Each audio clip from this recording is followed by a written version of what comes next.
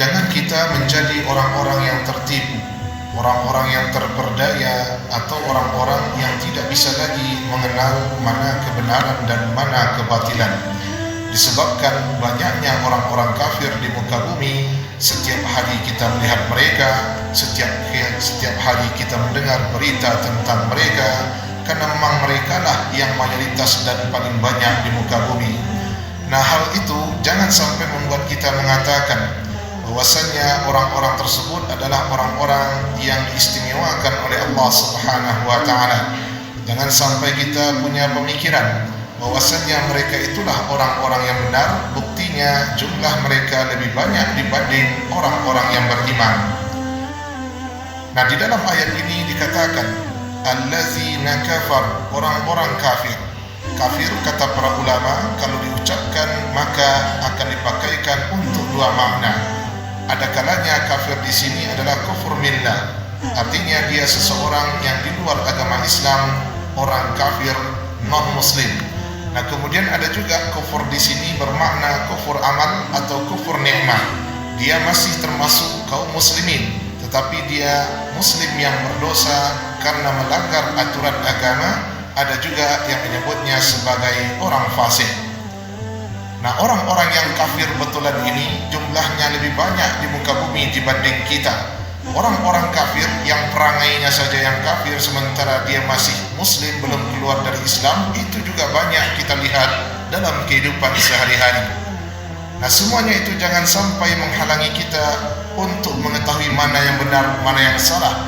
Jangan sampai membuat kaum muslimin, kaum muslimat menjadi orang bodoh, tidak tahu lagi bagaimana cara membedakan ini baik dan ini buruk. Nah, begitu juga mondar-mandirnya orang kafir. Artinya memang non-muslim, mereka yang menguasai ekonomi. Untuk negara kita saja yang paling kaya di Indonesia itu adalah orang kafir. Kafir betulan, di luar agama Islam.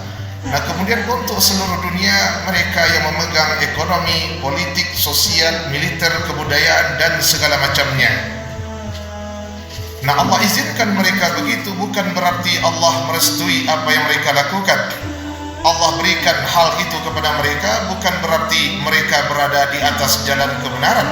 Karena di dalam Islam untuk mengetahui kebenaran itu berdasarkan kepada Al-Quran dan Sunnah Rasulullah SAW. Sekalipun banyak orang melakukan tapi tidak selaras dengan Al-Quran dan Sunnah, maka itu adalah kebatilan di dalam keyakinan kaum muslimin. Nah, begitu juga sebaliknya, sekalipun yang melakukannya adalah sedikit, bisa dikatakan satu orang di antara 1 juta orang, tetapi yang dia lakukannya itu selaras dengan apa yang ada di dalam Al-Quran dan hadis Nabi, maka dia adalah orang-orang yang melakukan kebenaran. Tidak berubah yang salah itu jadi benar hanya karena banyak yang melakukannya, dan tidak berubah yang benar itu jadi salah hanya karena sedikit yang mengerjakannya. Tidak ada rumus yang seperti itu di dalam agama kita. Memang kadang-kadang yang banyak diamalkan para ulama itu bisa menjadi salah satu penyebab, itulah yang lebih sahih pendapatnya atau yang lebih benar. Tetapi untuk mengatakan yang benar itu salah karena sedikit yang mengerjakannya, itu tidak bisa. Atau mengatakan yang salah itu benar karena banyak, hampir semuanya mengerjakan, itu tidak bisa. Nah, oleh karena itu jangan mengatakan kalau mereka itu disayang Allah, kita sudah ditinggalkan oleh Allah, makanya dalam masalah dunia, ekonomi, politik, militer, dan segala macam Allah berikan kepada mereka. Bukan mereka yang Allah istimewakan, kita yang tidak mau dia menjadi khalifah yang amanah di muka bumi. Inni ja'ilun fil ardi khalifah, sesungguhnya aku jadikan pemimpin di muka bumi itu adalah orang-orang yang beriman. Namun sebagian orang yang beriman kepada Allah menyangka urusan mereka di muka bumi ini hanya untuk beribadah, ibadah yang sifatnya ritual, salat, puasa, haji, bersedekah, berzakat, kemudian berzikir, membaca Al-Quran dan lain sebagainya. Adapun untuk mengurus urusan manusia, untuk mengurus kemaslahatan manusia, nah mereka merasa mereka lalai dan mereka menganggap itu tidak ada gunanya nanti di akhirat di sisi Allah Subhanahu wa taala. Makanya kaum muslimin meninggalkan urusan tersebut kepada orang-orang kafir. Nah, padahal kita disuruh jadi khalifah, memimpin untuk urusan dunia, memimpin juga untuk urusan akhirat. Di dunia kita disuruh untuk mengurusi semuanya. Kalau bisa idealnya kita yang berpegang bisa berdiri sendiri, tidak bergantung kepada orang lain. Makanya ketika orang-orang kafir Allah lebihkan dalam masalah teknologi, militer dan sejenisnya, nah itu karena kesalahan kaum muslimin, karena mereka menganggap itu bukan tugas mereka di muka bumi. Padahal orang-orang yang beriman di zaman dahulu semuanya mereka geluti, semuanya mereka pelajari, bukan hanya ilmu-ilmu syar'i, ilmu-ilmu madani pun mereka pakar di dalamnya.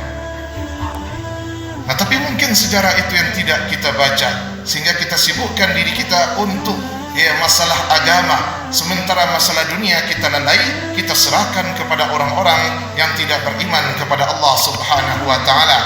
Jadilah dalam kehidupan kita sekarang, dia rajin salat, dia rajin puasa, tapi urusan dunianya ketika dia berobat, ketika dia berurusan ini dan itu, berurusan dengan orang-orang yang tidak beriman, semuanya tergantung apa yang menjadi kehendak mereka.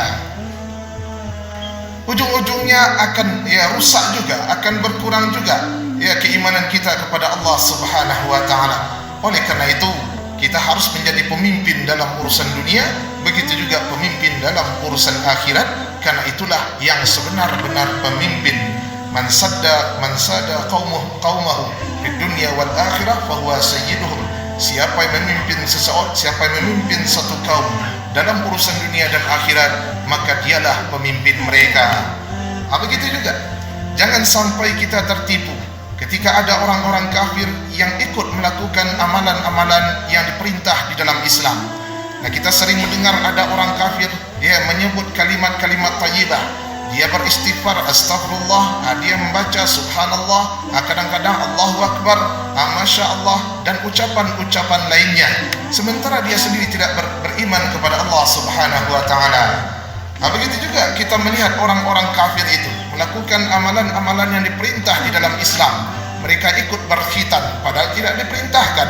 Orang-orang yang mengaku beriman kepada Allah yang disuruh untuk berkhitan, tapi mereka melihat ada manfaat secara medis, kesehatan, makanya mereka mau melakukan hal tersebut. Kemudian kita juga melihat orang-orang kafir itu bersikeras ingin ikut berkurban di hari raya Idul Adha, padahal mereka tidak diperintah oleh Allah Subhanahu wa taala. Kalaupun diperintah, terhalang karena kekufurannya. Begitu juga ketika kita berpuasa di bulan Ramadan, mereka ikut juga berpuasa. Ketika kita membayar zakat fitrah, mereka juga ikut membayar zakat fitrah. Ibadah-ibadah yang diperintah oleh Allah kepada kaum muslimin, mereka orang-orang yang tidak beriman pun ikut melaksanakannya. Jangan sampai membuat kita tertipu sehingga mengatakan mereka lebih saleh daripada kaum muslimin sendiri. Mereka berkurban 28 ekor sapi, kita cuma berkurban dengan seekor kambing, lalu kita katakan mereka mendapatkan rahmat di akhirat dari Allah Subhanahu wa taala. Amalan orang kafir tidak ada gunanya di akhirat. Kalau di dunia mungkin berguna supaya dipilih oleh orang, mumpung lagi pilkada atau orang berterima kasih kepadanya, itu balasan untuk di dunia.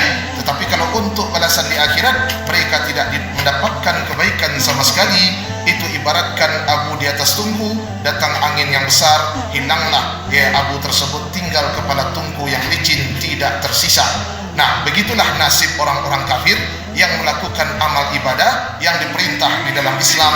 Di dunia mungkin mereka mendapatkan manfaat, tetapi di akhirat sia-sia dan tidak ada balasan dari Allah Subhanahu wa taala.